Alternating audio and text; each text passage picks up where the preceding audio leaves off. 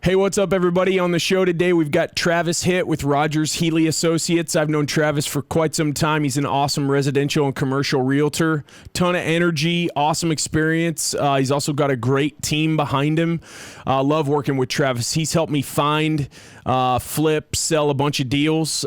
He's helping me with a couple commercial deals right now as well. I'm really looking forward to having Travis on the show just because he's a wealth of information like all of our guests have been. I think he's going to shed light on the real estate business and on how to be a successful real estate investor.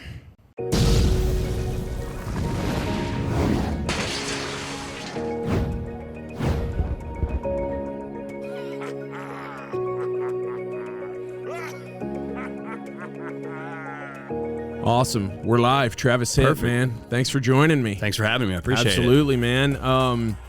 You just won an award, Rogers Healy. Explain it. I did. That was for D Magazine. Yeah. So you're nominated by multiple different people. So it was a huge honor to be nominated that for a couple years in a row now for D Magazine Best Realtor. That's awesome. As well as top sales for the area. So it was an honor. Congrats, Thank brother.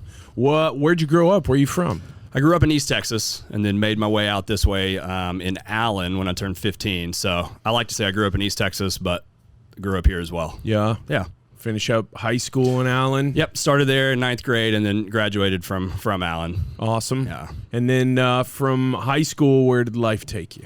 Not too far right out of high school, but I Yeah. stayed around here for a year, went to community college, and then after that I went to the Army. Okay. So about a year out after, straight into the Army. Awesome. Thank you for your service, Yeah, you're welcome. man. Thank you. What did your armed forces experience? Where did that take you all over the globe? Yeah, that was really fun. I actually got to travel quite a bit. So went to the Army, but went into aviation. So I was a crew chief for what's the Blackhawks is what it's called. And we traveled quite a bit. So I was in 6 or 7 different states throughout my 5 years. Lived in Korea for 2 years, went overseas for a little while. But it was interesting. So we had a lot of fun, got to see a lot of the world, and got to fly around and work. That's awesome. Yeah. Did you see any combat? I went over to Iraq for about a couple months in 2008. Wow. So I got to see a little bit over there. Crazy, man. Yeah. How long did you serve? 5 years total. Okay. 2007 to 2012. Right. And when you got to the end of that experience, it was just like, okay, the time has come to take the next step in life? Yeah, well, I've always known I wanted to do real estate since I was Really? 17, and I never joined the Army to be a lifer. Both of my grandpas were lifers. My dad was in, my brother was in for just over a year that I was. But I never made it a plan to be a lifer. I remember when I called my mom and I told her I was getting out, I kind of had the same reason my grandfather did when he got out way back in after 22 years was our world was just changing too much. It just didn't make as much sense anymore. Gotcha. So I didn't like how the policies and procedures were changing. They were getting real easy on people. I'd say it was just my time to exit. You were too hardcore for that. I just shit, don't. man. I think you should be able to make your own decisions and not have to be told to put your boots the right way. You should just wake up and do it. Sure. But it was fun. It was a good experience. Yeah, society's turning into connect the dots. Everyone looks to everyone else for direction, That's right? true. I mean, down to masks these days. Oh, absolutely. Don't However, get me we started feel on about that. no doubt. Yeah.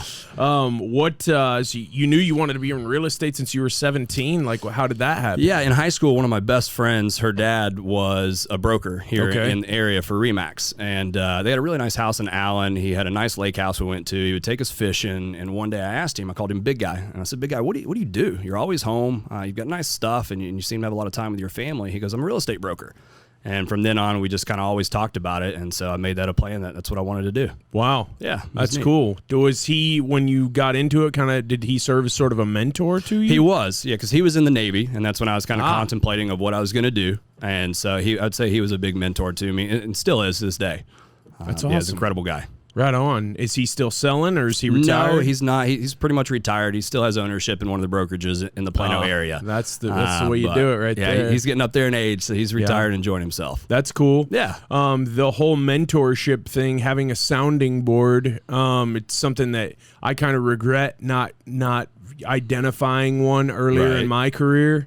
I wish I would have because I feel like I I tried things on my own, and there's a lot of try and fail. Right. What having him there as a sounding board, as someone who you could ask, and obviously you grew up with him, so you could trust him. Right. What has that meant toward the advancement of your career? Because I mean, you're pretty young to be experiencing the success that you're having. Yeah, it's going well, and thank you for saying that. Yeah. To caveat, he was a mentor in my life, but when I started real estate, he actually kind of took had a health crisis. And so he kind of had to exit then. So I never really utilized him much as a real estate mentor. His wife was still part of the team, but we didn't really have a team bond. Gotcha. So it was kind of the same way with me. I kind of dove in head first and started swimming.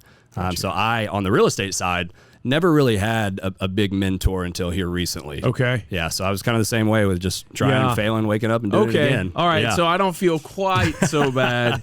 I don't know, man. I think that a lot of that comes down to personality, too. Yeah. If you have an adventurous spirit, it's for me, it's kind of like, man, fuck it, man. I'm going to learn this, and I'm going to come hell or high water. I'm going to get it down. And when you do fail, I feel like when you fail, you learn more. At least I do. The wins are nice, but, man, the failures and the losses are really where you gain perspective and where it almost just tattoos the lesson onto the front of your brain. That's a good point. It's hard to forget because the pain, it stuck so much. How did you when you get out of the military, you're like, I want to get into real estate. What was your first step? Really getting out and just getting the license. Just like anything, you can't start something until you start it. So the first thing was signing up, getting my license. I started working for a brokerage right when I got out of the Army. So a friend of mine from high school was a broker at a real estate investment company, and he said, "Hey, come work for us." And so I got to do hands-on training while I was studying to get my license. Okay. So that's kind of how that started. And were you studying at a local? Yep, I went to Champions School of Real Estate. Yep. All right, awesome. So that's who I recommend. Yeah, they're kind of the gold standard. They are. They're the big boys. Yeah. Yeah. Right on. And the we have a lot of people who tune in, who watch, who are interested in real estate investing, and so that's kind of what we talk about a lot. Right.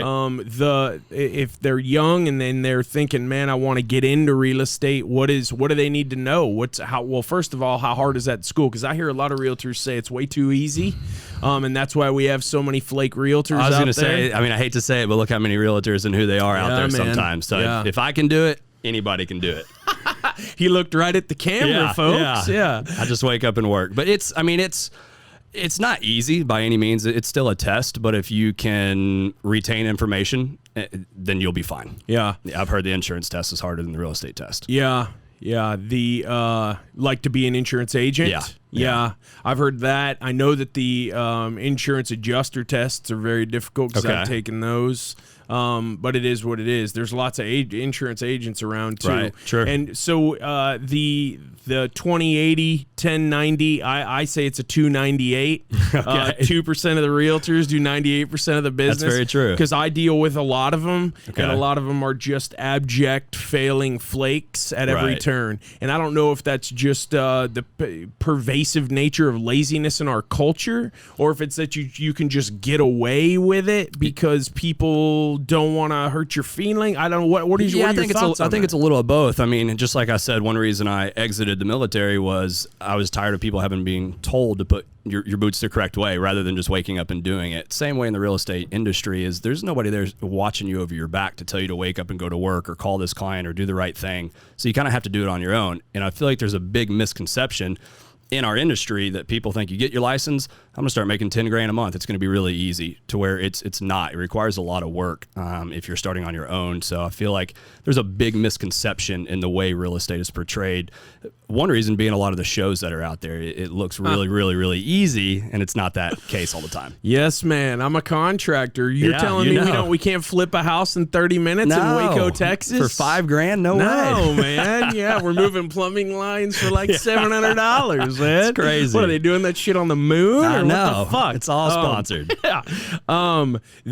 So when you passed your real estate, you get your license. Mm-hmm. You pass class, you pass school. Then how did you decide what brokerage house to sign up with first? And is that who you're still with? No. Okay. So I got lucky to where they allowed me to come on board first. So I already had my brokerage set in stone. But typically when you're getting your license, there are different brokers that come up to whatever school you're taking. And they introduce themselves. You can interview, things like that. So they typically will reach out to you while you're in class. And I like to say most people know at least 3 realtors. So typically before you even pass the test, you kind of know where you want to go or have an idea of what's out there. Yeah. I've never been a realtor, so it sounds like like getting recruited to play college sports. It is, yeah. Do you have hats? Like you have an Ebby hat and then an Allie Beth and then you hat, just and choose, yeah. You put it on. You get your parents sitting behind you. No. How does that? I mean, so you're getting recruited. How are you deciding? What are the criteria by which you are deciding which brokerage firm is the best for you? Yeah, great question. I get asked that a lot. I tell every single person that it's different for every single person. It's what you're looking for. A lot of brokers will make a lot of promises. Any seasoned agent will say most of those promises are not real promises. They're just fluff. But I tell people, one, don't join a brokerage because your friend works there. Join a brokerage because you connect with the broker and the policies, procedures of that business. In Texas, we're 1099, so we're our own boss. But you still have to adhere to the broker's policies, regulations. They still run the company. So you really want to vibe with who's running that company. And they don't tell you what to do, but you do have to follow their procedures. Gotcha. Common theme. You've mentioned it like 3 or 4 times now. You got to be a self-starter if you're going to succeed at this type of thing. Yeah. When you were growing up, were you playing team sports in high school? What'd you play? I played football in high school. Yeah. But I played soccer, basketball. Well, not really soccer.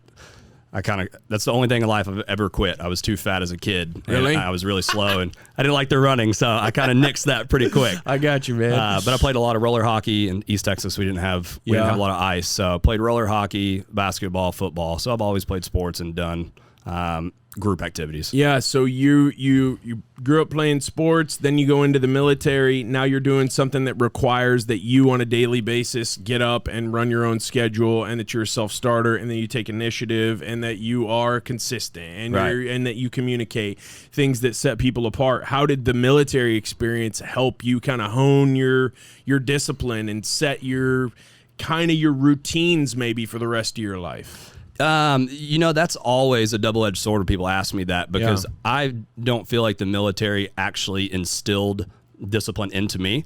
I had my dad that really helped me do that. So I went into the military with discipline. Now, that 1 year interim between high school and college, a lot of people wouldn't say I had discipline, but I did. And so I think the Army just really helped me understand life a little bit more. What's out there? What do I want to accomplish? It showed me a lot of different types of lifestyles, a lot of different areas, but it didn't really help me instill discipline, because I think that's already inside of me. You just have to use it if you want to. Sure. It sounds like you used your military experience the same way that maybe I used my college experience. I learned how to work a system. I learned, okay, this is what's required to get what I need to get. And some days I didn't feel like it, but I kept doing it because you gotta jump through hoops to finally get to the end ladder type thing. Yeah. How did that, those sticking with it, how's that help you today?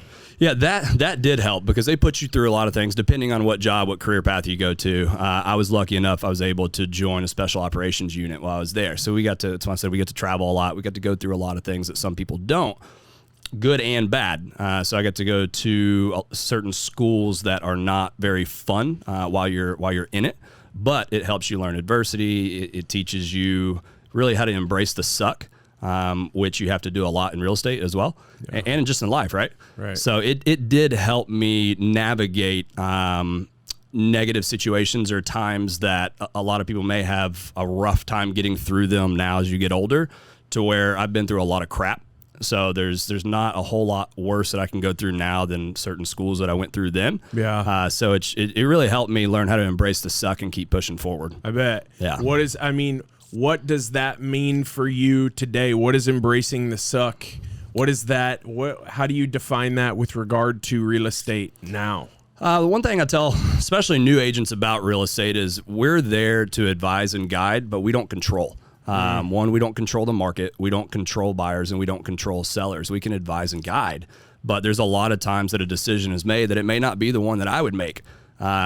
It's a completely different embrace the suck from military to this, But there are times to where, as an agent, you may not make the same decision, but you have to take that decision and play it out the best way for your client, because you're still there to advise them and represent them in any way.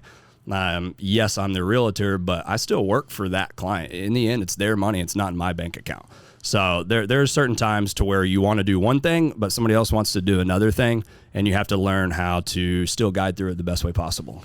Yeah, right. Isn't it probably the hardest lesson to learn? But once you do learn that, Marcus Aurelius, he was a Stoic philosopher. Right. He's always talking, or a common theme is the things that don't matter, that you can't control, you can't let those ruffle your feathers. I said that much less eloquently than he says, but how I still understand. Yeah.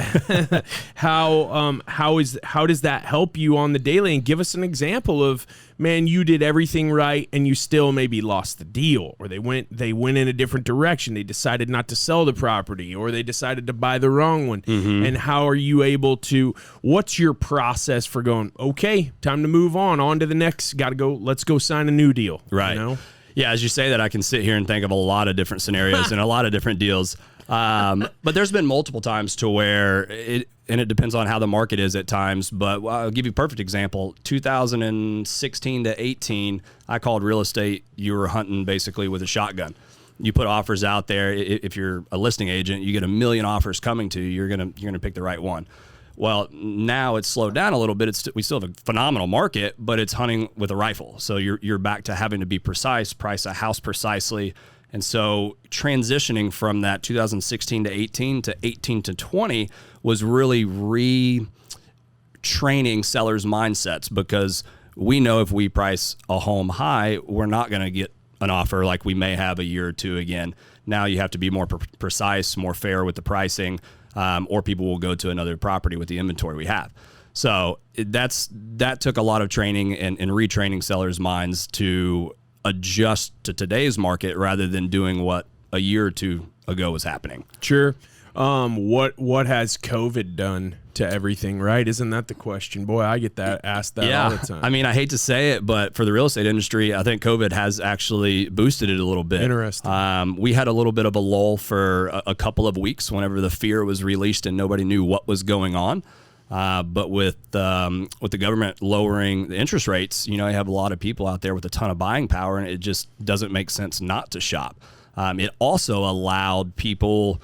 Everybody sits on their computer all day long, whether it's their phone, their tablet, or their computer, and they're searching Zillow, Realtor.com. People just like to look at homes, I guess, which I love. Yeah. But it allowed them to have more time to get out and shop. So I think there was a lot of people that may not have planned on moving, but a couple things came into play. Was they had the time to sit at home while they're working from home, search through these third-party websites, look at houses, and with interest rates being so low, a lot of people have more buying power than they think right now. So it caused a big ripple effect of not just the people planning on moving, but we had a lot of folks that didn't plan on it. It just made sense. Sure. Yeah. So it's kind of helped it a little bit. When you first started out, there's all kinds of realtors who have all different types of approaches for going out and prospecting, finding clients.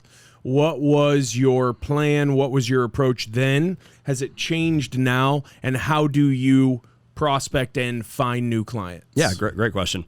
I started real estate here for a reason. It's because I grew up in the area, so I thought that would help give me a leg up. I was young when I started it, so I wanted to be able to market myself to people I already knew. That can help you and hurt you sometimes at the same time.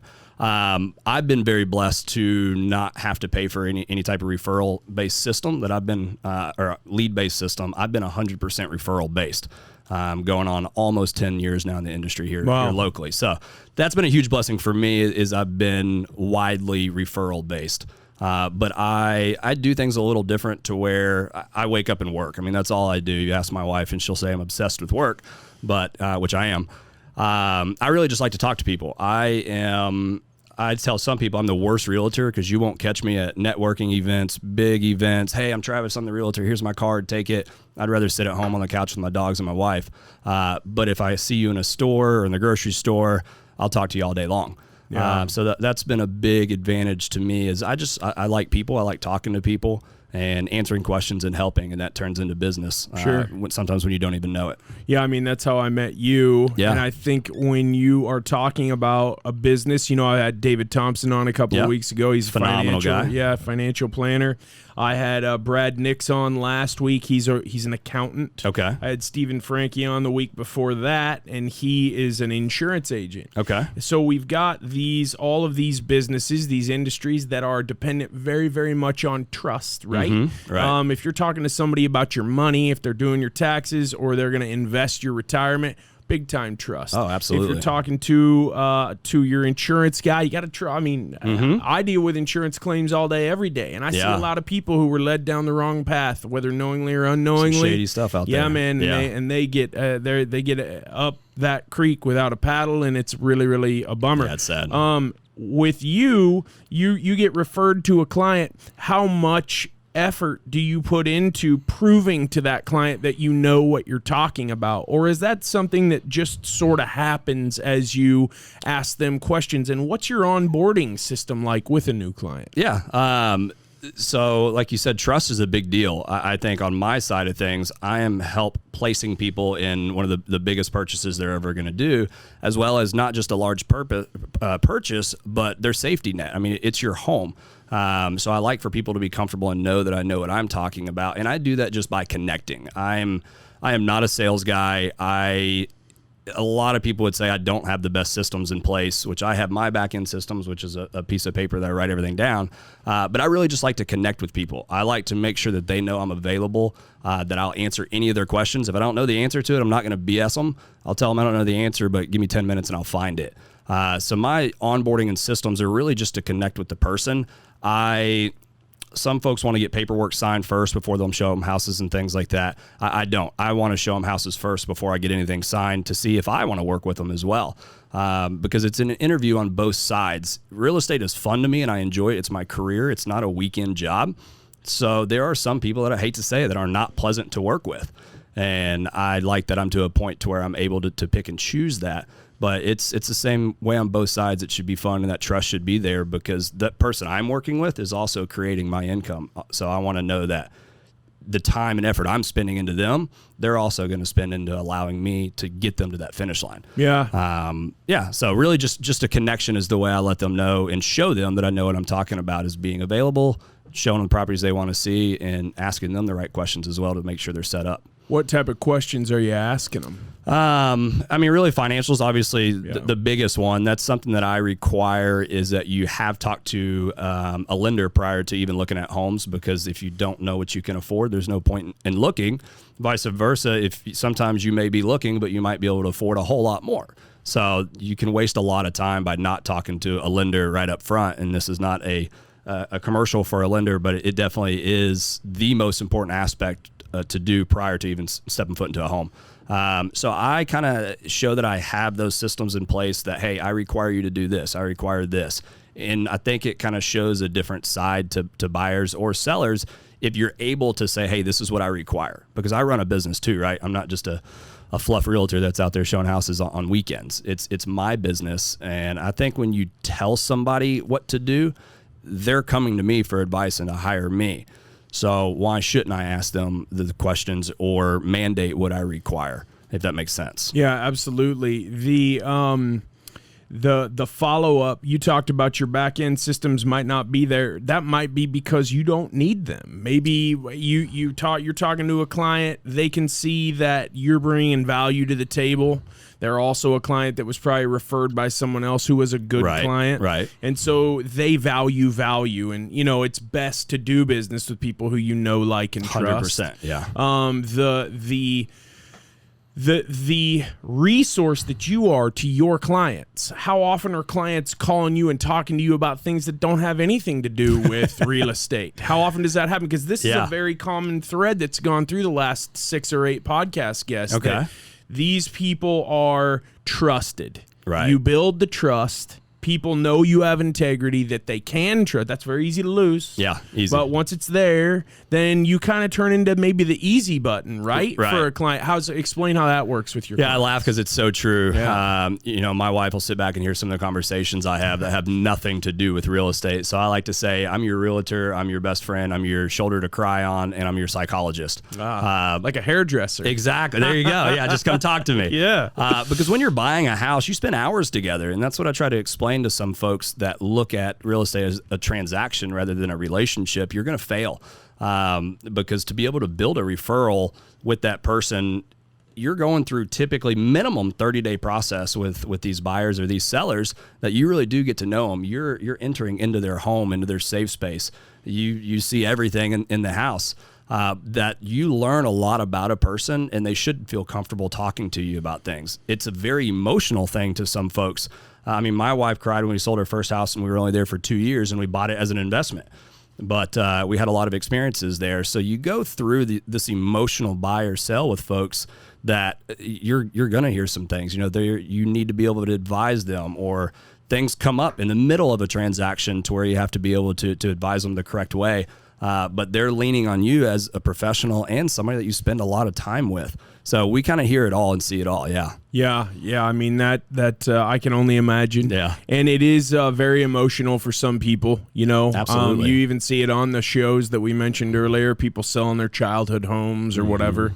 How much are you educating people about, hey man, you can't fall in love with this. It's got to be something where it's a good deal on the front end, or you're going to be paying the price forever. How much do you have to drive that home with people? Because I know people fall in love, man. That master bathroom took my breath away, but the price isn't right, Right. No, absolutely. You're so right there. To a point, we definitely have to. Again, I work for them, so sometimes they make the ultimate decision. Right. But I'm going to tell them, hey, you're overpaying. If you love it that much and you're willing to do it, again, it's not my money, but I have no problem telling them, hey, I know you love this house, but if we can't get it for this price, then it's my recommendation that you don't buy it.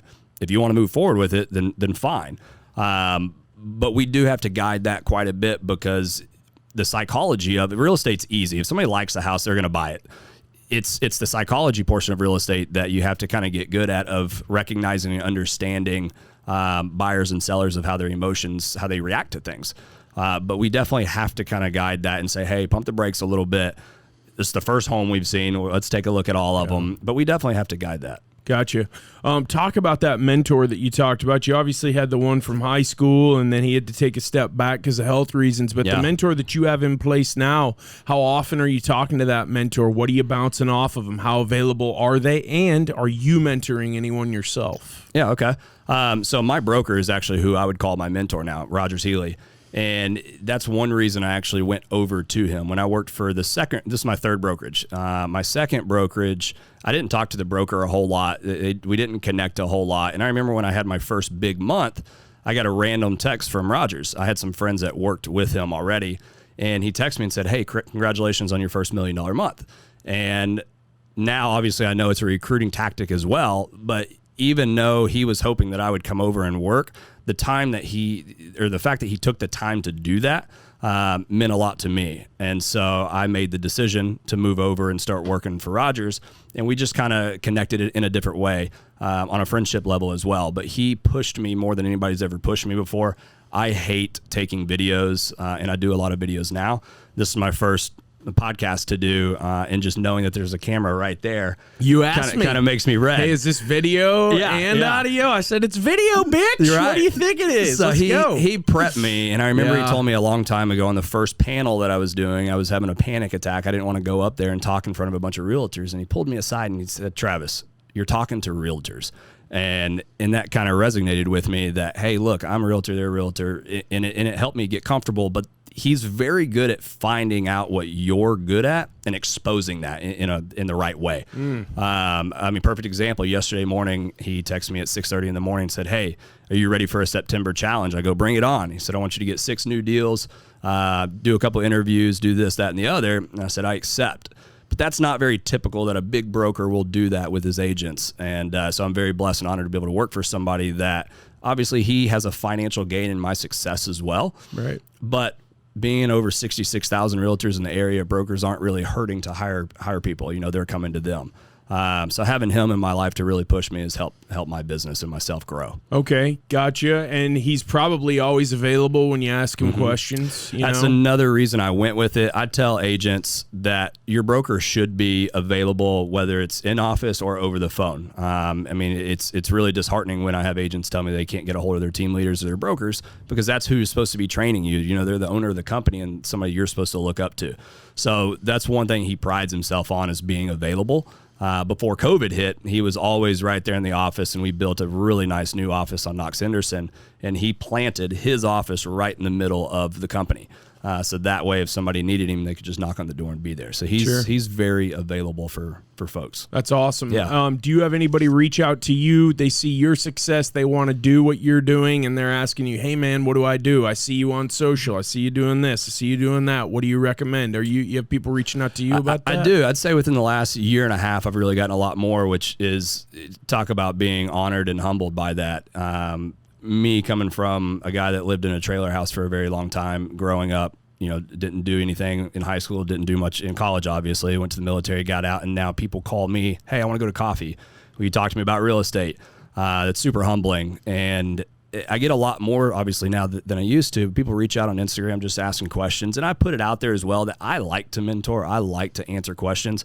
I don't care if you work with our company or not. I like for people to have knowledge.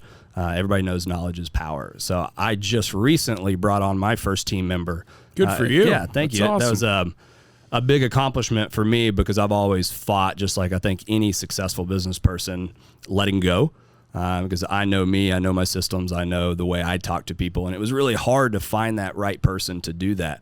So bringing on my first team member has been awesome. We meet every Monday, Friday, and I love just pouring knowledge into him, answering his questions, being available. So it's been really cool. That's very cool. Talk about your extended team, right? So you've got to have a network of contractors. You got to have home inspectors. You got to have closing agent can help us close a deal here absolutely. coming up. You've got maybe some marketing people, some other. Just talk about that, the importance of that, and then just the importance of making sure you've got synergy in that, because it is an extended team. 100%. They're not employed by you, but your success affects them. Their success affects you. Right. And when you're all working together, the deal flows smoothly. And if you're not, the deal, it does not flow smoothly. Not always, and then you have a pissed off client. And that's a problem. Just talk about that, how all that works for you. Yeah, I like to call those people my lifelines. Yeah. Because they really are. They're kind of like arteries for your heart. They have to pump blood into your heart. Those people are the ones that pump success into my business. So like you said it, the top people I think in my business would be my lender, my title company, my inspector, and contractors. So those people really, really help or break your business. So by finding a good one, I'll just go step by step by each one. Having a great lender makes a world of difference, because if you don't have a lender that can close on time, think outside of the box for difficult loans, help raise your credit when it needs to be raised, you're not really supplying a lot of value to your client. I don't know anything about mortgages, so the better I have somebody to help me on that side is making me look better as well. Same thing on the lending side. Title. Drew Brummett with Republic Title is my go-to and who I use. Shameless plug. Yeah, he's awesome. Good job. That guy and his team, he's now been able to hire somebody truly makes my business run seamlessly. Awesome. They literally keep me lifted up, because title is boring and it's not sexy, and they'll tell you that all day long, but it's so important. Buyers and sellers may not understand what goes into title. They just show up to a title company, get a coffee, and sign some paperwork. But they don't know what those guys go through by preparing the lot to sell, or the house, the insurance, the survey. There's so much back end work that those guys do that are the little things that if you miss, you're not closing, or you're postponed closing. And if you postpone closing, how's that going to be a ripple effect on I'm sure you buy and sell houses all the time. That if something doesn't close on time, you don't get your cash, you could miss out on another deal, or somebody may be homeless. That's a big thing we go through, is if somebody messes up and you can't close, what do you do now? Yeah. So those guys, inspectors, an inspector is a pivotal part of my business, because he inspects the house for all my buyers. I'm putting my trust in him, just like they are, that he doesn't miss anything. You know, you can miss something big or small, but as soon as that buyer walks into the house, it's theirs. Well, it's their problem to take care of it.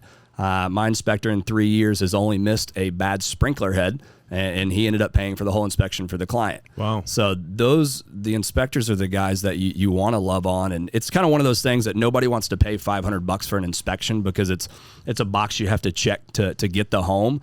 But it's probably the most important $500 in my opinion, because if you don't have a good inspector to do that, you may be spending a lot more money once you close, a lot more than $500 on things. Yeah, you move into a house with a roof that's totaled by hail and you knew nothing about that. Yeah. That's a big bummer. Not I see it all insurable. the time. Yep. All the time. How did you connect with those, and how much of a trial and error did you? So you're connect with a guy. I gotta find somebody. Yeah. And do you have a roster? You have a varsity, junior varsity, freshman team where if one guy's a little too busy, I got this guy as my backup plan. Yeah. To where everything keeps. Because I mean, it's been last 6 months have been crazy. It's been pretty crazy. Yeah. Business, yeah, but I mean, the unexpected feels like it's a regular thing every morning.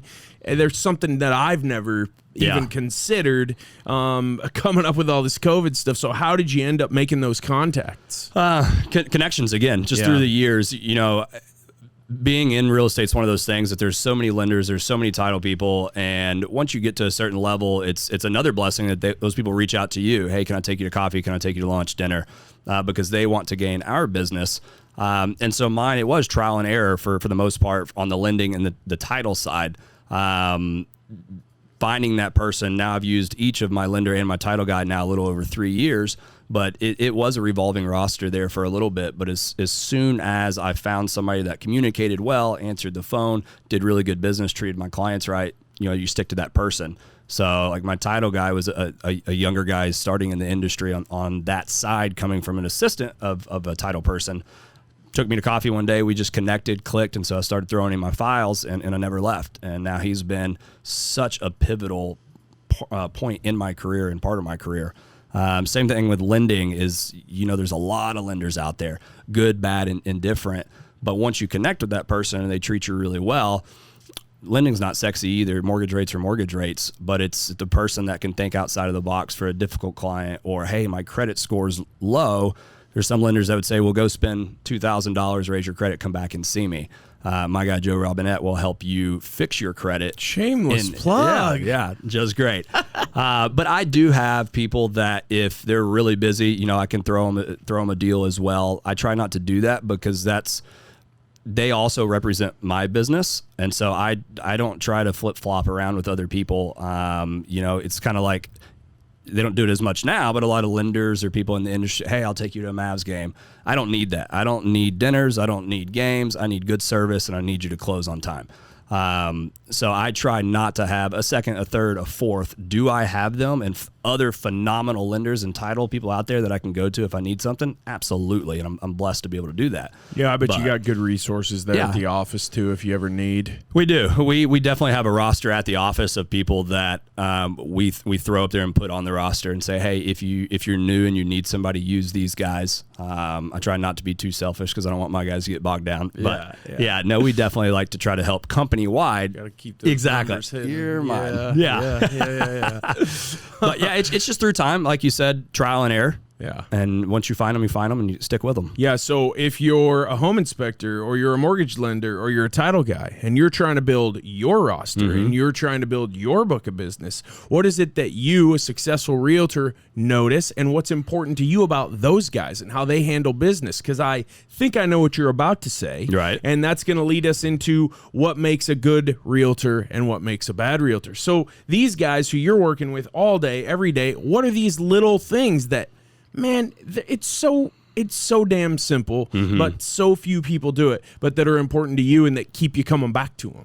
The biggest answer is easy for me. It's communication. We're in real estate, so I like to tell people I get 2 easy deals a year, and January 1, they're gone. Because you're dealing with people and not just a product, which is the house, but you're dealing with multiple people throughout a transaction. So communication is the defining key of success in this business, in my opinion. A lot of times you'll have bad things happen, good, bad, or indifferent. If you can't communicate about it, then you're not going to get to that finish line. So having any of my business partners know that I'm huge on communication. Call me. If there's an issue, we can resolve it, we can fix it, but I have to know about it. So it's the guys that are rock stars or have built a big career and they think they can do everything, or if something goes wrong, they think they can fix it. It's not their job to fix a problem. It's their job to let me know and to get it to the finish line, but to communicate with me, because ultimately it's my client. So it's those guys that don't communicate well and just try to fix it, and then it's, whoopsies, I should have told you a week ago.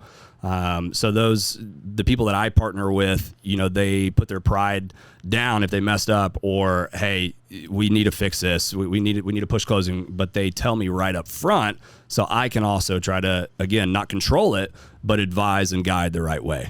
Well, I mean, that plays directly into your integrity with the client, right? Right. Because if someone on your team extended drops the ball, you've dropped the ball. I mean, this is a team. If we don't hit leg day, we don't score touchdowns, we don't win games. And so you go into a client and kind of telling on yourself, right? Like, hey, we got a problem. We're going to fix it, but this is going to affect us in a couple of weeks. Yeah. Is a hell of a lot better approach than let's try to fix it behind the scenes. Yeah. See if we can get it there. And then tell them. And that's a week later. And then, man, the disaster's a lot closer. Oh, yeah. Talk about that a little bit. I hate to say it, but probably 60% of those ordeals are not going to work out in your favor. There's always something that can go wrong. So I have had that happen to where, let's just wait to tell the client, and then it's not fixable, and then we have to tell them, by the way, you can't buy this home, or by the way, we need an extra week, and then it causes that ripple effect. So I have had that happen to where I've had to have those conversations with my team members and my business partners, as well as, hey, I don't care what the issue is or the situation, call me, fill me in, whether you think you can fix it or not, call me. Because you're right, it all falls back onto me.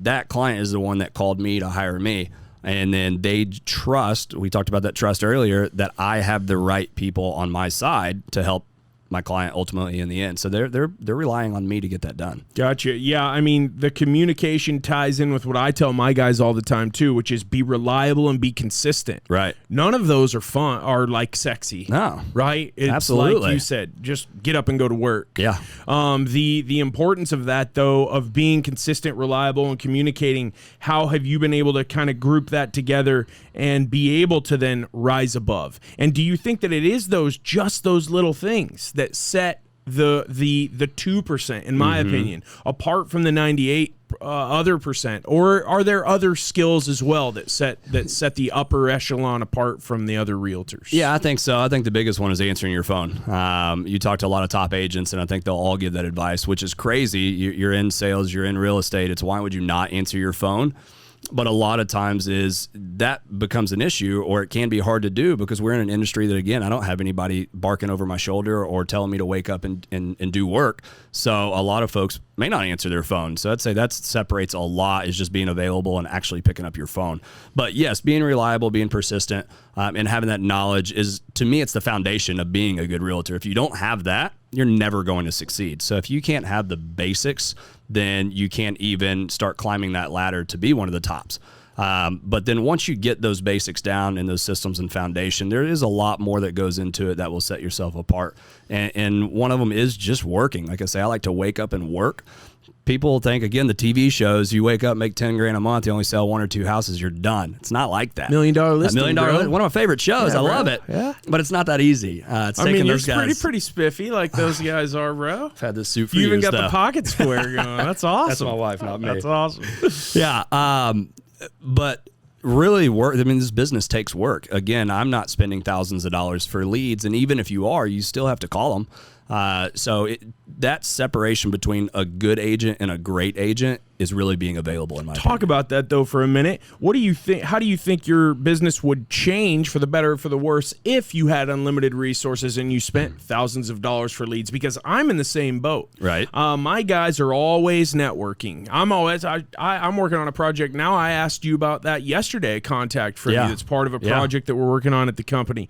But what would be different about maybe your trajectory. If you bought thousands of dollars a lead, you had unlimited resources.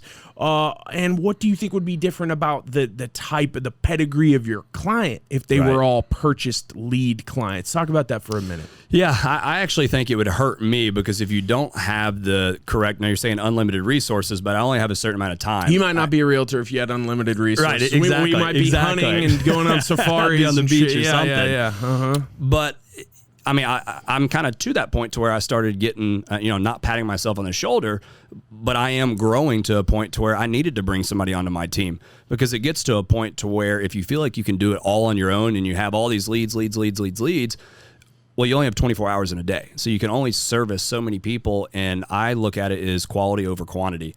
And because, again, I don't look at it as a transaction. I look at it as a relationship. So if I had unlimited leads coming in, I probably would suck as a realtor because you can't manage your time correctly and you can't help each one of those people in the correct way, with the right way they have their needs.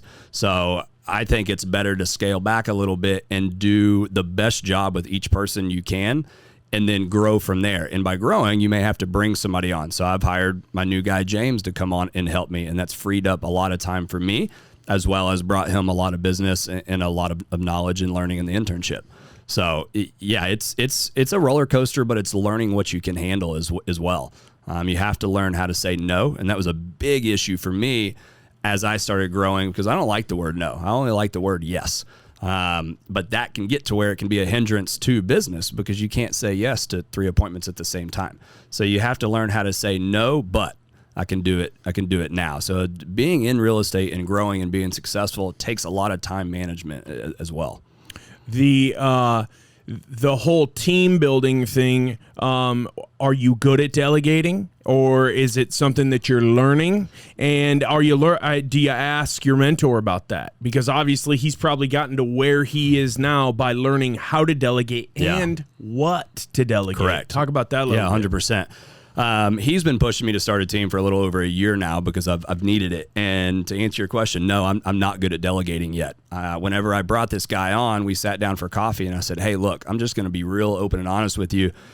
Give me patience, give me grace, and work with me. I've never owned a full blown out business. I wake up and work. I own my own business, but I've never had somebody else rely on me with business as well. So I straight up just told him, hey, work with me. We're going to grow this together.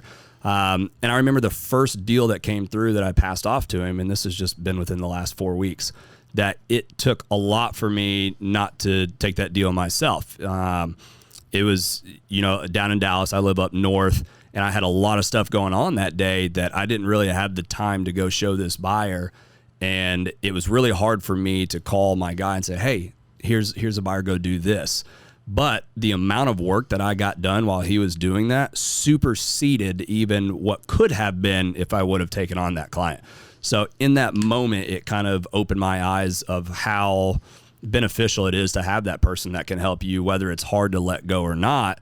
It really opened my eyes of what can come from being able to let go. Gotcha. That's awesome. I know Zig Ziglar has a really good quote. I think it's been quoted by some other people as well. Something along the lines of, you'll get everything you want in life if you help other people get what they want in life. Love that. And I know as I've grown too, I got some years on you, and I've got, a team and then guys on my team who have teams. Right. It's the enormous satisfaction that you get when you see guys start to really grow. Absolutely. And start to become successful and start to realize the dream, right? Like for me, I say, hey man, if you do this and you follow this formula, this could happen. And they kind of look at you like, I don't know, man. I don't know. And you're like, no, I'm telling you. I promise. And then you put that time in and you help them and they start to see in their eyes kind of, they get, and you see the fire. Right? Absolutely, I agree. I like to hire guys who have a fire in the belly, but then sometimes you got to blow a little wind in their sails too. Right. Get them going, get that momentum. They came to you for a reason. Yeah, for sure. When you think about your team and you think about the future, you think you're going to keep building that team out? I do. I absolutely do. Like I said earlier, I love training and I love helping people. It's a little bit of a problem, but I love giving money away too to help folks. It's the same thing in business. Now, I get such a joy of passing off a lead to him, not because I don't want to work or it's any less of a drive in me to work, but it's more of a drive for me to help that person. The moment that I signed him on with my team, I kind of took on a duty to help him grow. And I think you kind of have to look at it like that. If you're going to grow a team, it is your duty that person succeeds. If they don't succeed, then you fail unless they just don't work. Yeah. I can't put that on me. But I remember he recently just posted his first picture of a closed deal with a client, and it just made me smile because it was a deal that I gave him, but I didn't close it. I didn't cultivate it for the couple weeks that it took. That was all him. But it made me happy seeing that he can see that there's success there, right? I mean, this is a guy that isn't from here. He came here from England and couldn't work for 18 months because of all the visa laws.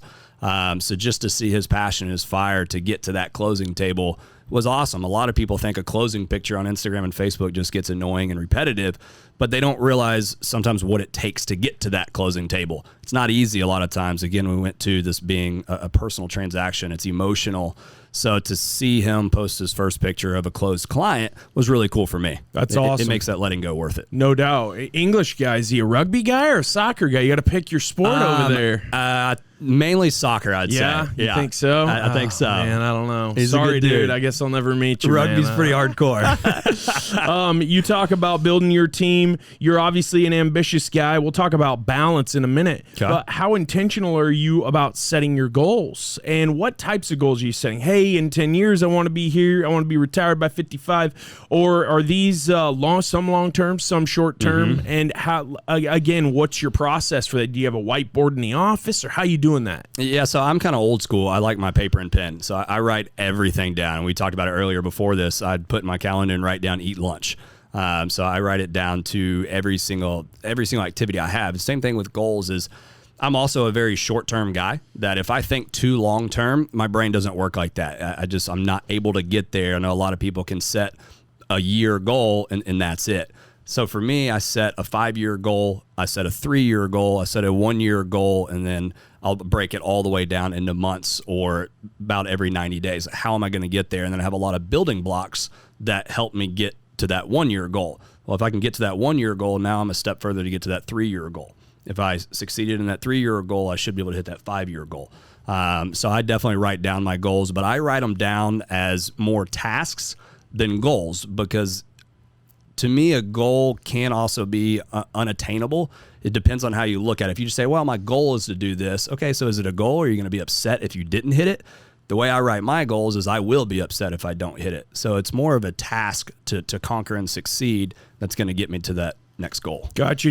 Have you set up like a little bit of an accountability deal with your mentor too, where you're like, hey, this is obviously he challenged you, he gave you a September challenge, and you said I accept. I mean, I wouldn't expect anything less from you than saying, hell's yeah, I accept. Is that it, bro? Like bring a little more fire, he Rogers. Set them pretty high. I bet they were pretty high. I mean, he's got a rep, man, for sure. He's one of the best in the business. Do you share those goals with him? I mean, obviously we all have some private goals, but do you share some of that with him so he can hold you accountable on any of that? Yeah, we do goals as a company at the beginning of the year, and about every 90 days, he'll reach out to me personally and ask how it's going. He can also see my sales, so if I'm slacking, he has no problem reaching out to me.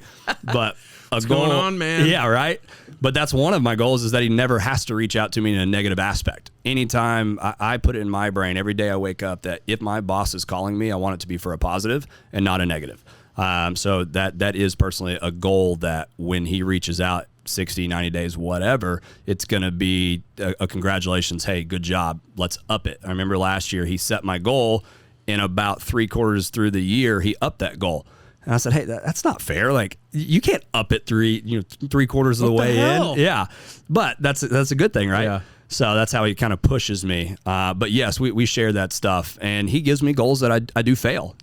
Sometimes they're not as attainable as what you think in the beginning, and that's okay. Like you said earlier, we fail, do it again, fail, do it again.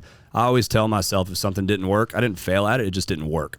I didn't do what it took to get there. So I try not to say that I failed at it. It just didn't work. Yeah. So but I think setting goals for yourself should be attainable, realistic and attainable. But I do like it when sometimes he gives me those goals that may not be attainable, but if he doesn't give me an unattainable goal, I may not try that hard. I'm self-motivating, but I like people to push me as well. Yeah, I mean, right, if you have a mentor and all they ever tell you is what you want to hear, you should probably go find a new mentor. Exactly. Because you're never going to get anywhere. 100% agree. I mean, I guarantee you Bill Belichick doesn't tell anybody what they want to hear. Right. Right? Yeah. It's all, we got to do better. I mean, if he gave me a goal that I hit every single month, what's the point? You know, he needs to, a good mentor, I think, should push somebody past their limits, not to their limit. Because your limit is forever setting, in my opinion. We don't know what our body can do. You don't know how hard you can work until you get there. So I think a good mentor will push you past your limits. Absolutely. And talking about pushing past our limits, talking about let's just get up and work, talk about the grind. I mean, I'm the same way, right? And my fiance for sure is congratulations. Thanks, man. Is reminding me of the importance of balance all the time. Yeah. I heard Laird Hamilton talking to Joe Rogan once about how important it is to be completely well-rounded. Because if you're not sleeping and you're not training, you're not eating right, then you can't work as hard because you're going to break down. Right. And it's really hard because our culture is, man, I just go, right? I just grind it out, man. I don't need to sleep. I didn't even eat today. I mean, I just say, yeah, man, bro, let's go. Let's cash checks and snap necks. What's your balance? How are you around balance? Probably a little difficult when you're as ambitious and as hard driving as you are, but how do you handle it? Yeah, I definitely won't fluff that one up. It was a big struggle of me going from a single guy that all I had to do was work to having a serious girlfriend to then fiance to then married, now expecting a child here in the next few months. That is something that my wife could tell you that I do struggle with and that she helps me with is time management. Because I could work till wee hours of the night, but then I'm not spending family time. Her big thing is quality time. And that's not my love language, but it's hers. So it's man, that sounds really familiar. Yeah, right. So it's definitely taken practice, and I think it's a daily goal and a daily challenge that you have to work at for somebody that is a go-getter, wants to be super successful. But sometimes you have to learn how to pump the brakes and back off to be successful in every area of your life. Something that the guys, we have a core group of guys at our church that we kind of keep each other accountable and do yearly goals as well, is we have what's called a wheel. It's called the Wheel of Life is what we call it. And we'll put on there different areas, finances, work, marriage, sex life, personal time and activities. And basically every 90 days or so, we'll write a 1 through 4 score on how we're doing in each of those avenues. And you have to connect the dots, right, on a wheel. And sometimes some of the guys that are doing really well, it'll be a perfect circle. And then sometimes your wheel is all over the right. Yeah. Exactly. Yeah. It's all over the place. And we say, if your wheel doesn't turn perfectly, your car's not going to go anywhere. And so I think it's really important to learn how to balance a lot of different areas of your life to ultimately be successful, because success is not just money. True. The older I get, I've always known that. Again, it's not about the money; it's about relationships for me. But the harder you work, the more money you can make. But if you're not happy in all areas of your life, your wheel's off, and it's just not as fun. What talk a little about this, because I have a feeling that there's some similarity. When I put the phone down for like 3 hours for that quality time, it's very difficult for me sometimes. Man, I wonder what's going on. Yeah. I wonder if there's an emergency. I wonder if I wonder if there's a fire to put out. Right. I gotta engage my mind, which is how I just it'll be all right. Right. And if the client's that pissed off because they didn't get a text back in 3 hours, then they might need to go somewhere else. Yeah. How do you balance that? What do you do about that? Expectations. I mean, see, my phone's right here, and we've been here not even an hour. I probably have 15 text messages. Yeah, what's that like? Well, I set the expectation. I might have 25. You got me beat. I don't know. So somebody's a one-upper. But that's something that I also had to learn in time is expectations. I've never had a client get mad at me if I set the right expectations, but I have had them be upset and let down if I did not. So I like to tell everybody 2 hours is kind of my rule that I try to get back to people. Sometimes it's more, most of the time it's a lot less, but I literally have clients that'll reach out to me and say, hey, are you okay? Like if I don't respond, because I try to respond that much. Right. And then also something I've learned is having that personal time and shutting your brain down. I'm sure you're like me. It's really hard to shut my brain down. I have to fall asleep with the TV on so it'll distract me from thinking, or I'll constantly just think about stuff. But I've learned to put my phone down at a certain time and tell clients, hey, look, 10 p.m. is the last time I'll take a call. You can text me after that and I'll return it in the morning. Or if it's super important, text me, hey, 911. But I set those expectations up front so a client's not upset with me if I don't answer their call at 10:30 and something's going wrong. Rather than just leaving it up in the air and say, hey, call me whenever. That's what I used to do. Hey, I'm always available. My phone's always on. Then you just get burnt out and you can't help people in the right way. Yeah, love it. What are you afraid of? Failing. Yeah. Or not it not working. Yeah. I don't have a lot of fears in my life. I'm scared of snakes. I'll say that. Yeah. But no, I am definitely. That's what shotguns are for. Exactly. That's what I tell people all the time. They're like, it's a grass snake. I don't care. It's a snake. But I am scared of letting people down. Again, I don't like the word no. So I don't like to tell people no. I don't like to fail. I don't like to not be able to help somebody, whether it's in real estate or anything. If somebody calls on me and they need my help, I like to be there. So that's one reason I try to keep myself accountable and do the right things in every area of my life. So I put myself in a position to be able to help others and not ever be able to say, sorry, I can't do that. That's awesome. That would scare me to death if I'm ever in a position to say, I can't help you. Well, I mean, fear of failure is an awesome driver. I think every GOAT in every sport, every industry, they would tell you that failing and lose, I'm more afraid of that than I am in love with winning. Yeah. Right? Oh, yeah. And that's, I'm right there with you. I think that I think it's important to be afraid of failure if you're going to be successful. Absolutely. I mean, we're not sitting around the campfire singing Kumbaya around here. What's the point of working if you don't? You take a month off, you're going to lose clients. Yeah. Right? There's going to be a time in your career when you can. One day. You're going to have a team who can handle that. Yeah. What are your thoughts, and how do you address adversity? And how has your attitude toward adversity changed as you've gotten older, and now as you've started to progress into 10 years in business? Right. Adversity is definitely something that everybody handles differently, and I think it's how you look at the word adversity and what it is. It can be just a struggle, but no matter what, you can work through it. It's kind of like the thing I said, as long as we have communications, good, bad, and different, we can still work through anything. That is something I think the military helped me with, is going through adversity. And basically now I just put my head down and try to get through it the best way possible. But you can't let adversity change the beginning goal of what you were doing. And then when that adversity sets in, you can't just stop. You started whatever you were doing for a reason. That reason is what keeps me going through it, no matter what gets put in your way as a block.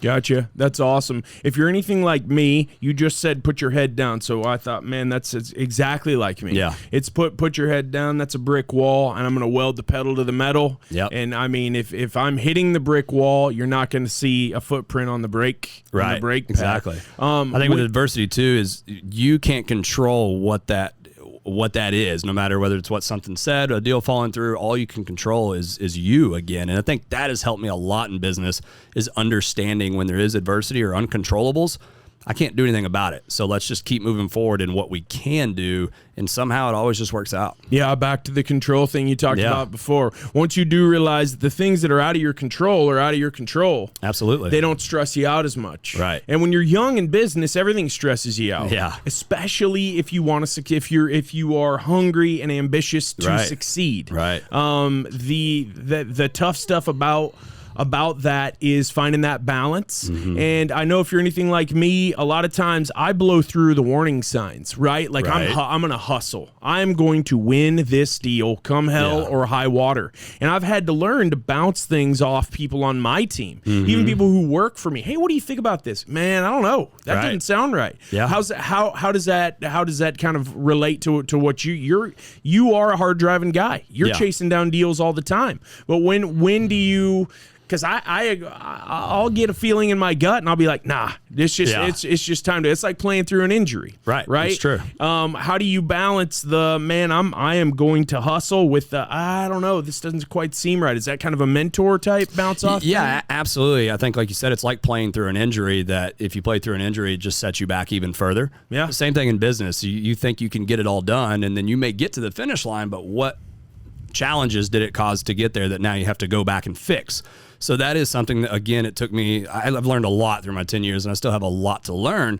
But I have learned that if I don't know the answer or don't know a situation, it doesn't mean I'm a bad realtor or a bad person if I have to go ask somebody else. It actually means you're stronger, that you can say, hey, I don't know. Let me get with the right people that do know, and we'll work through it. But that's something that I often have to reach out to my boss. I was just in a situation the other day, or say boss, my broker, that I thought I knew what I needed to do, but I am also a very strong guy, a very strong personality, that if somebody does something there and they're wrong, I'm like, no, boom, we're not helping. We're not doing this. Like, we've been in the contract. We've done everything contractually correct. But that's where I have to take a step back, because it's not my house. It's not my money.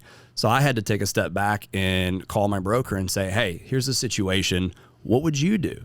And what he told me is exactly what I wanted to do, but just taking a step back and bouncing that off of him to reassure me that I was making the correct decision to advise somebody else really helped me, one, understand that I knew how to handle the situation correctly, but also shows that, hey, I need to take that step back, and I'm okay with doing it to make sure that I am advising and guiding in the correct way.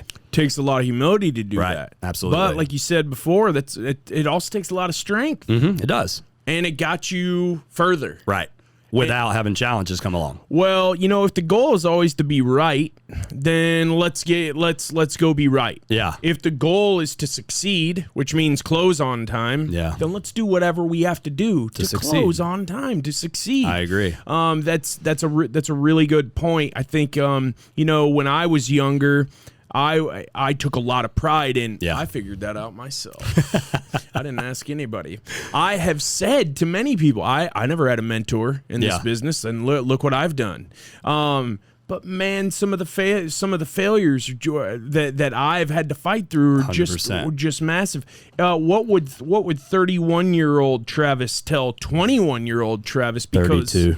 Ooh, all right. Telling on yourself. Yeah. Because you've got 10 years now. Experience is knowledge. Everything else is just information. So you got 10 years of experience. What would you tell yourself if you had the opportunity to tell yourself something 10 years ago that you do differently? Yeah, I would say ask for help. Yeah. Just because, as we're dudes, so a lot of times early and often. Yeah. We don't want to ask for help because we don't want to look like we're weak.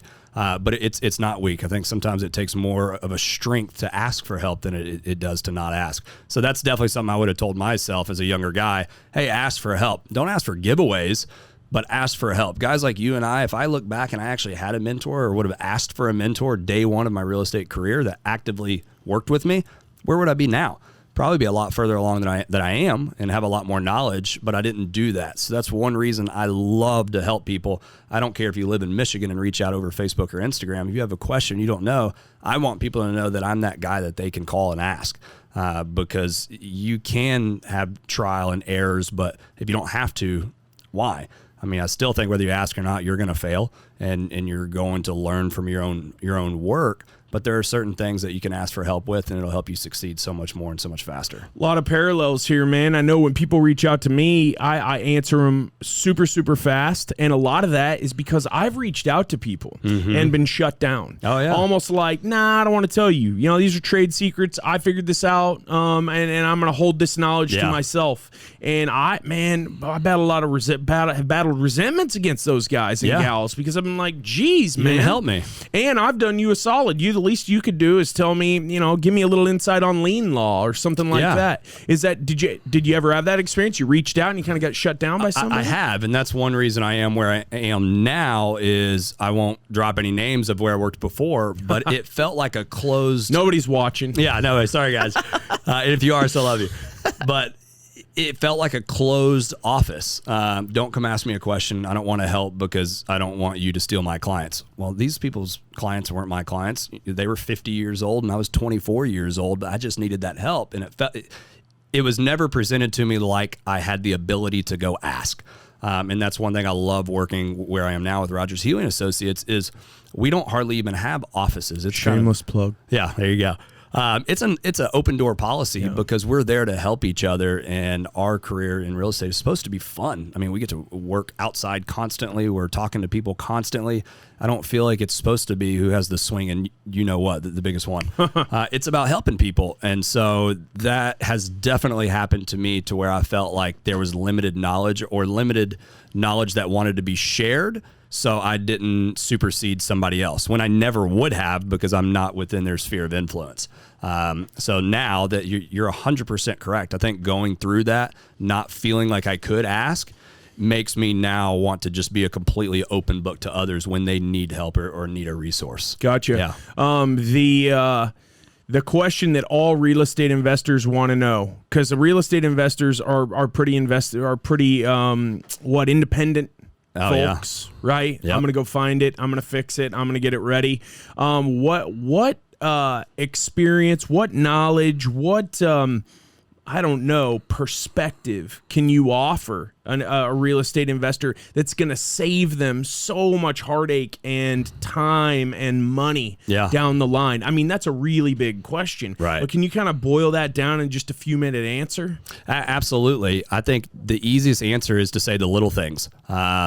With how long DFW has been an investment market, people have gotten smart. So a lot of times when we first started booming, you could do what we call a lipstick job on a pig and get away with it and make a ton of money. You can't do that anymore. It's now about the little things, as well as how much technology is out there for buyers to search, to look what has sold, to look at the type of quality other houses were compared to the pricing on X house. Is the little thing. So now it's more quality over quantity when it comes to these investments, that you have to look at the small things that I don't think you really had to a few years ago when there was so many people moving here. But it's the small stuff, to where when a buyer walks into a house and they see small cracks or mishaps on the paint, that's so easy to do. So sounds familiar. Why wasn't it done? Yeah, I don't know what all I can talk about out here, but we've worked together before, to where I've kind of suggested, hey, this is an expensive home, but the landscaping's not done up front. A buyer that's buying an expensive home, it may be beautiful on the inside, but does that expensive buyer want to fix up their front landscaping right when they buy? Absolutely not. So it's that kind of stuff that I think will set investors apart from other investors by making the home fully showcase ready, even if it means less beautified cosmetics. Cosmetics are easy to fix these days, but doing those big ticket items, as well as making the house look presentable and not as a flip home, makes a big difference with buyers right now. The dollars are in the details. The dollars are in the details, 100%. You're a resource. So I've reached out to you as an investor. I've reached out to you as, looking for a primary home to live in as well. As you continue in your career, what do you do to continually educate yourself about the market, about what needs to be done to expand your ability to be a super effective resource?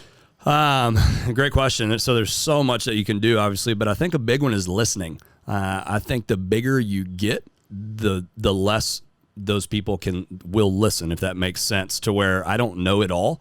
And I will never get to a point, I don't care how much business I do or how much money I make, I will never allow my mindset to get to a place to where I know it all.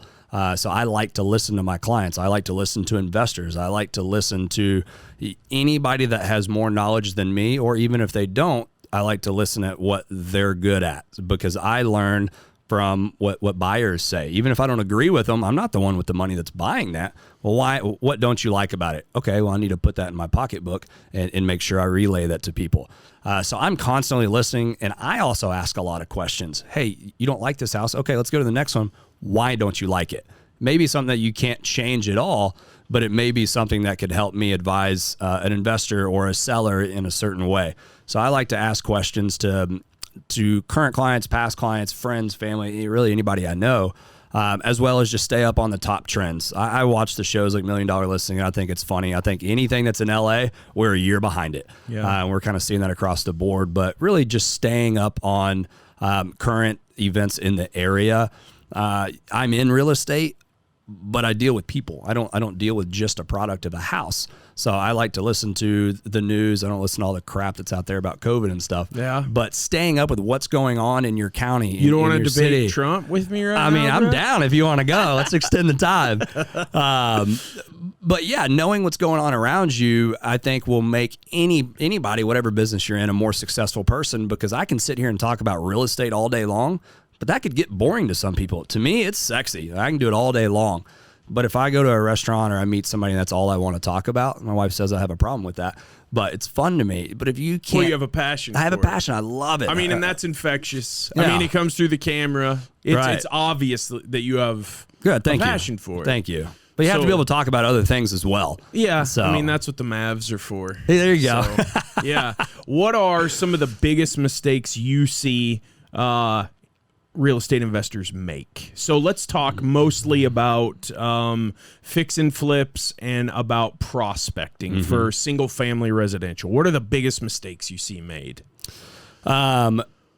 Thinking that the highest ARV, which is an after repair value, is set in stone, I think is a big mistake, and not setting a larger buffer if that ARV doesn't happen, because we're in an ever changing market. So I think investors can, depending on their level of investments, they can think that they're the investor, the contractor, and the realtor, and so everybody can see what has sold.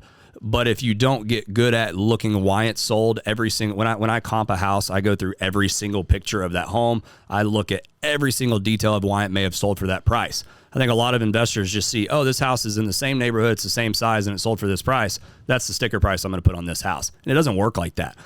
So I think that's the biggest mistake investors are making in our current market, is speculating a sales price without really digging in. And for the first time real estate investor, they just want to find something small. Maybe it's a condo or 1,200 square foot single family residence. What are your thoughts on how to source that, how to find that property, and kind of give us some cautionary tales about dealing with wholesalers? Yeah, well, the first advice I would give is call me. It's 469-525-0175. But no, a lot of people, and I hate to say it, realtors in our industry sometimes have a bad rep of helping in all aspects. But if you find a good realtor, they can not only help you with just your homestead home needs, but also investing. So relying on somebody that's a professional. I started my career with an investment company. I won't say who it is because some people love them, some people hate them, but we were a phenomenal asset to investors. I worked with a lot of investors that were doctors, that were lawyers, that worked in random companies that didn't have the time to go out and search, and I provided that value to them. But, that's a big but with capital letters, I have a lot of integrity. I can go to sleep at night knowing I did the right things. There are certain wholesalers out there that all they look at is the check and the money, and they don't care about doing shady business. So I would say to any new investor, make sure you do your research on wholesalers prior to just seeing how pretty a deal is, because anybody can put numbers on a packet, numbers on an email, but is it true? And that's what, as a new investor, you have to learn who you can utilize to figure out how to verify those numbers, because wholesalers didn't get to where they are by losing. They win, but they're also not doing the end product. So you have to make sure that you know the details on that. Gotcha. I'm a big quotes guy. So there's a quote out there, no one can be all things to all people. And that's fine. Yeah. But I try to be in my business. I tell my guys to try to be too. Hey, can you guys do this? The answer is always yes. We will come out. We will figure it out. You are very similar. I'll ask you a question that has absolutely nothing to do with any detail we may have done in the past. Right. And you'll say, I don't know, I'll figure it out. Or you'll say, oh yeah, I got contacts there. Yeah.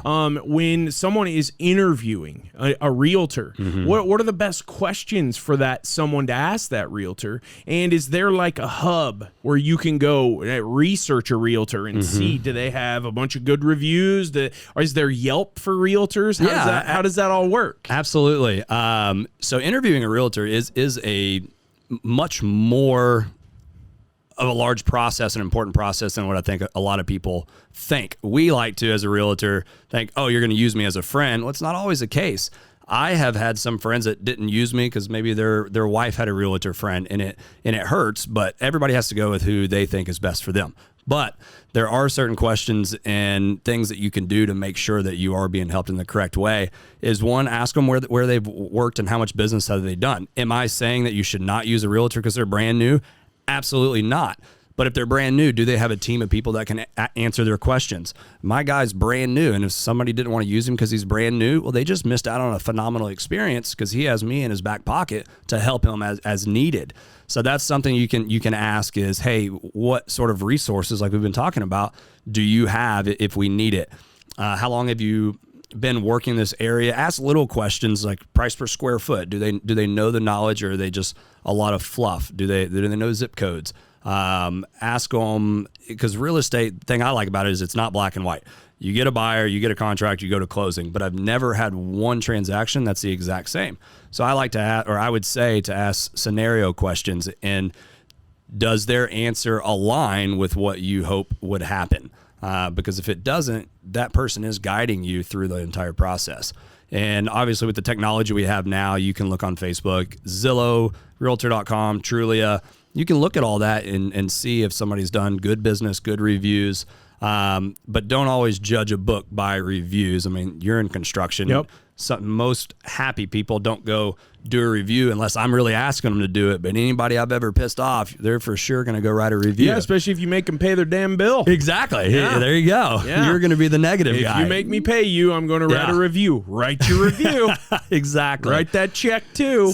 But I think going to those third-party websites with a good realtor will know that that's an important aspect of their business, and they should put the time and effort into making sure that their business looks appropriate and looks approachable and like you've done business. No. So go into those. But like on me, if you go look at myrealtor.com, I haven't done a whole lot with realtor.com, but if you go to Zillow, you'll see a lot of 5-star reviews because that's the one that I have decided to actively pursue.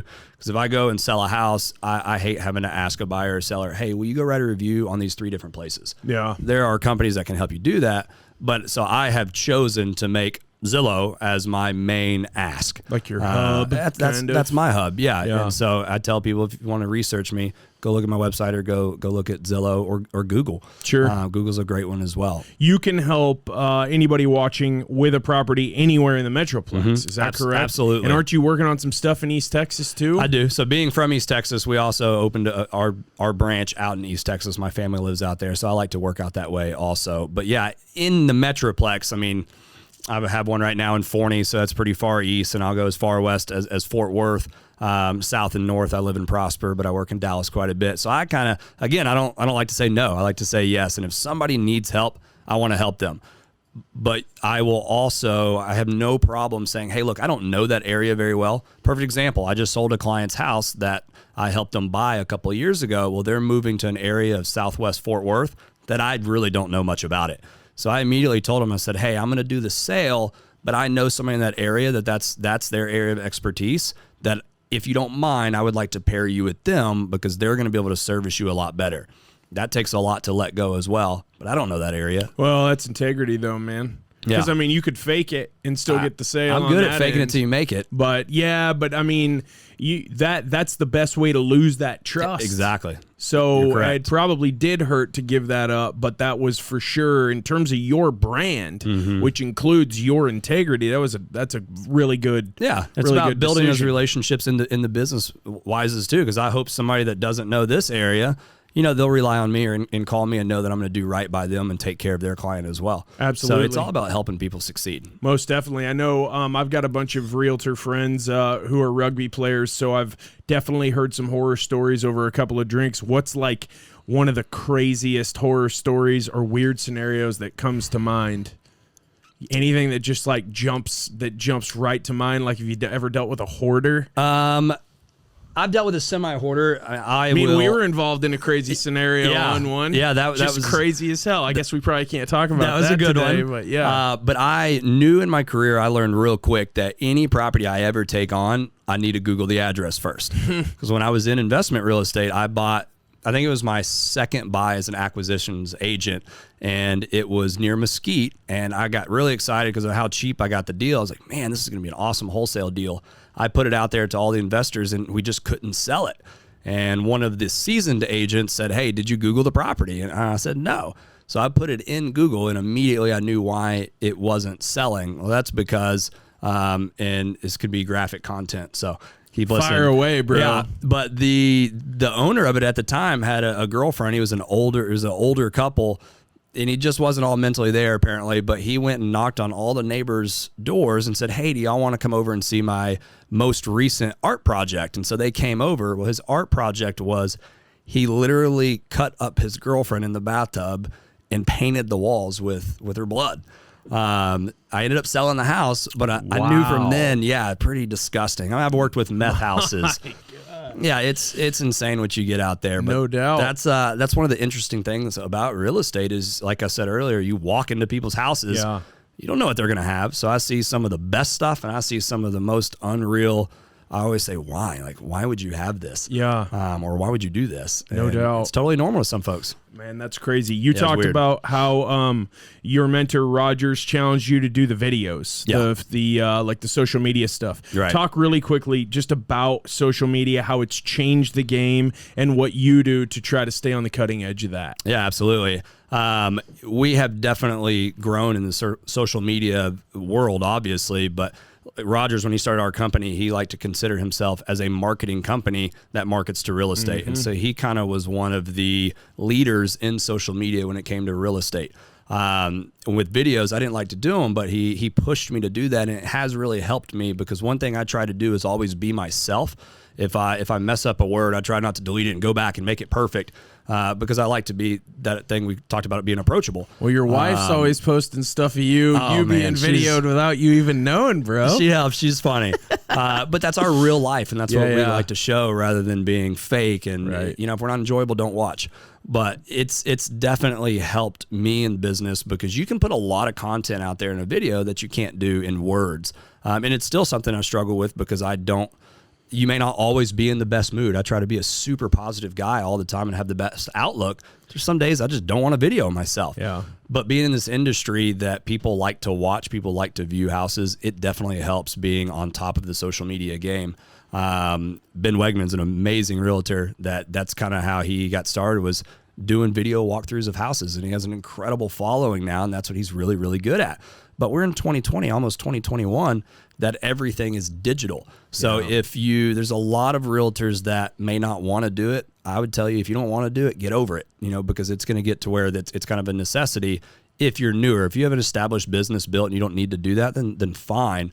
But it is definitely something that will allow you to have a leg up on others. Don't you think that's a red flag though? If you've got a realtor who's just completely dormant on social media? I do. I think it's a red flag in a couple different areas. Mainly, you're not willing to change, and with how much laws, regulations, areas change around here, how's your mindset? Are you able to juke and jive and work with other people really well? Or are you just stuck in your ways? And if you are, to me, that would be a red flag. But it's hard to say because there are a lot of successful realtors that have been doing the same thing forever and they don't want to change, and that's fine. But yes, I definitely think social media is a tool now, not just a platform. Dinosaurs go extinct, man. They do. Absolutely. I mean, it's one of those. It's our language now. Yeah. It's how we communicate now. I think that might be something that if you're interviewing a realtor, you might want to check out what they're doing on social. Oh yeah. Because if they're not doing anything on social, how are they even going to market your property? Right. I mean, that's a concern. I spend money on videos for certain price point homes because they need it, but as well they deserve it. And I think if you're working with a realtor that's not willing to do certain areas, why? Is it? And I hate to put money in play, but can they not financially afford to do certain things? I remember my first big deal. I can tell you hands down, I didn't have the money to do a video, but I have no problem saying that. But I will be open and honest with you to say that. So I think looking at a realtor's social media and platforms is a big way to figure out who that person is. Same thing like on Facebook. You can have a business page. You can have a personal page. Do I have a business page? Yes, absolutely. Do I have somebody that puts my content on there on a daily basis? Yes, I do. Because I like using my personal page as my business card. I want people to work with me because they like me. Am I professional as well? 100%. But I never want to categorize myself business and personal. Being in this industry, I think it's important to coincide those, because that personal level you get to. Now, do some people not care what I do on the weekends? Yeah, absolutely. As long as I can close their house or help them find one, 100%. But on a day-to-day basis, I think what people put on their social media will give you a better understanding and picture if you're going to vibe with that person. Yeah, man. I mean, you said relationships, and you're in sales, but you said you're in the business of relationships. Absolutely. And that's 100% true. Well, as we wrap up, what is it that sets you, Travis Hitt, apart? Why? How have you set yourself apart? And if you were just gonna sum it up in a nutshell, I know you don't like talking about yourself. Well, at least that's what you tell everyone. Yeah. I don't like talking about myself. And then, and then 20 minutes later, I'll be like, shit, dude, we gotta go. Yeah, we gotta go, man. But sell yourself. Why? If there's a real estate investor, well, I can say I've had awesome experience with Travis. So if you believe anything that comes out of my mouth, and I don't know why you would, but you should. I think you should. I think you should hire Travis, but why should someone hire you? Other than your experience, your knowledge, your track record, what else do you do? And talk about some of the tangible things, how you market a property, because that's how people know there's even a property there, is because 100%. How it gets marketed. Right. I think for the biggest thing for me that I sell myself on, and again, I don't ever like to have to sell myself. I like words to speak value. Is I care. I really care about every deal. I mean, this year people called me crazy, but I sold a $52,000 trailer, and that's because somebody called me off Google, an older lady that needed help. I wanted to help her. But I really care about every single one of my clients. I don't care about what the price point is. I care about helping people, and it's not about that closing transaction. People need help doing that. And so that's the way I look at real estate is helping. So I care about every single deal that I do, as well as I work hard. I don't like taking a ton of vacations. I need one here lately, but I haven't taken one in a very long time. But I like to work. And there are a lot of realtors that will, they'll have a big closing and they'll take time off and then go do something. Yeah. I like to celebrate my victories and get right back to work. So that's something that I can tell people is if you need a realtor that's going to work constantly and work hard for you, whether I call you every day and let you know what's going on behind the scenes, it's working. As well as marketing wise, like you said, I do those videos. I like to spend money. I don't, and this may be a negative and take this with a grain of salt, but I don't really set a marketing budget per property I get. Some people set a 1%, a 10%. I set a budget to get that house sold, because I look at every house I have. I should be able to generate multiple houses from that one. If I'm not doing what it takes to get that home sold, then I've failed. So I don't really set a specific marketing budget, because in my mindset, let's say I set $2,000 for one house. As soon as I hit that $2,000, am I going to stop? Am I going to stop pushing that property? No, I was hired to sell that property, so I need to do it the smartest and most efficient way to get to that finish line.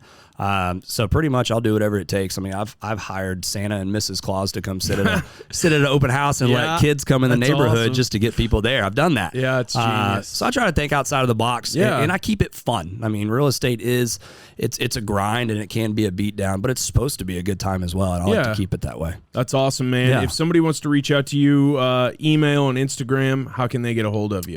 Email is easy. It's Travis Hitt at Rogers with an S, Healy.com. Phone number 469-525-0175. I sound like I'm on a commercial. And then my Instagram is just Travis Hitt Realtor, but you can pretty much just Google Travis Hitt and you'll find a way to contact me. Awesome. My phone number's out there because I like to answer it. Well, I hope no crazy people text you weird photos. I'll still no photos, please. Thank you, man. Thank you. I appreciate it, brother. It was fun. Oh, man, that was awesome. I hope you enjoyed that as much as I did. Travis always has so much energy, so much knowledge. He's an awesome guy.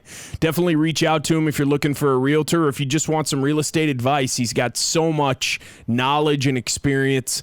I reach out to Travis, probably talk to him 3 or 4 times a week about real estate deals, getting his opinion, and I get referrals for subcontractors, inspectors, closing companies, all that from him as well. Love to work with you. If you want to work with me, me, feel free to email me at live@autographconstruction.com. You can also hit me on Instagram at Jess from the Northwest, or drop a comment below. I'd love to know what you think about the podcast so far. Thanks for joining us this week, and we'll look forward to next.